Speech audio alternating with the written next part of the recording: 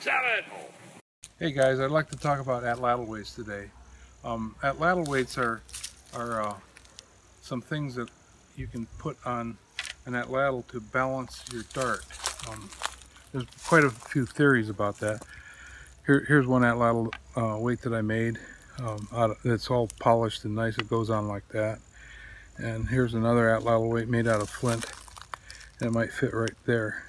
If you're using darts that are made out of bamboo, the darts are very light at this end, and I'm going to say that you probably don't really need an atlatl weight, because I could hold the dart up like this and aim it very easily. But when your atlatl dart is heavier, like this one right here, this is an ash dart. It weighs a lot more than this dart here. It's probably 2.5 times as heavy, and it's tapered towards the back, and this is the usual kind of dart that's used for hunting. And when I aim like this, the weight of the front of the dart pulls the atlatl down and strains the muscle in my arm right here.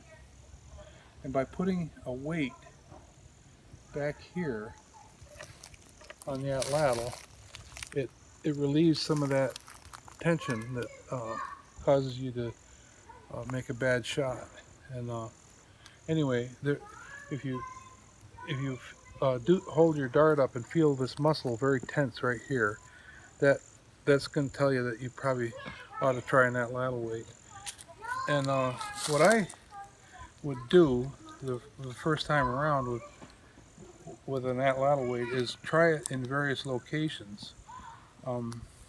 Some people have thought that perhaps you should put the atlatl weight on so that it balances the dart completely, but that's not necessary. It's nice if that happens, but you don't have to really get the thing that balanced. I'm just going to put this on here very temporarily with some artificial sinew. Just going to wrap it around, and I recommend doing this. You could do this with duct tape or some other material. Just try it at a location and see how it works, and if it works. And when you finally decide where your atlatl weight goes, go ahead and put it there permanently. This won't be permanent. I'm not even going to tie it. I'm going to just slide it under here like this. Okay, good enough. Now I'll hold this up like this. And yes, indeed, that balances that dart very, very nicely. That muscle is not very tense. Now I'll take this bamboo dart and shoot that also. Now that, believe it or not, that does even improve the balance of this bamboo dart. I think I would put the weight up a little bit further like this in this particular instance with that, particularly that ash dart. When you move it this way, it balances more of the dart because of the dynamics of the way a lever works,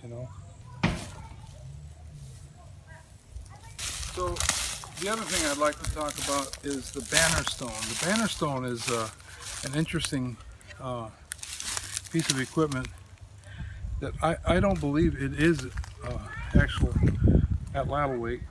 I've seen boat stones in the archaeological record at museums and collections, and boat stones seem to be atlatl weights. To me, bannerstones are not atlatl weights. They're too heavy. They have a round hole in them, and most atlatl shafts are anything but round, at least the ones that I make. And it's difficult to make an atlatl work very well with a round shaft. The flex is in this direction here, and a flat shaft does much better in doing that. But anyway, the bannerstones that were talked about by William S. Webb in his the books that he wrote about it, papers that he wrote about it. They show the atlatl in situ with a spur, a handle, and a bannerstone. And his remark about that was that it was in situ, which means that it was in place to be part of the atlatl. But I really believe that it's something other than that. I think that it was connected to another small shaft and most likely used as a spindle whorl for twisting thread to tie your feathers onto your darts, and also to put stone points on the end of the atlatl. Another possible use of it would have been as a whorl to help spin darts so they're nice and round. Darts in that era, I would believe the easiest way to get darts would be to cut down a tree, like an ash tree, and split it into many staves, probably about as big around as your finger, and then carve the staves with a stone tool to make it almost round, but it wouldn't be totally round. A bannerstone would easily fit. The holes are about the same diameter as these darts. A bannerstone would fit on the dart, and using a bow, like the bow that you use for building a fire, you would wrap the string around the shaft, and using some kind of abrasive in one hand, you would spin back and forth almost like this. You'd spin the bannerstone, and it would give you the impetus, or the I don't know, centrifugal force to be able to carry on that activity. I've tried it without it, and the stick just spins around like this, but with a bannerstone on there, it's balanced, and it would spin very, very easily to create a shaft that's nice and round like this. At a later showing of this video, we're going to talk about the bannerstone, and I'll have some bannerstones in that segment to show you. I'll show you how I think they work. I'll set them up as a spindle whorl, and also to shape the shaft with. Thank you for watching.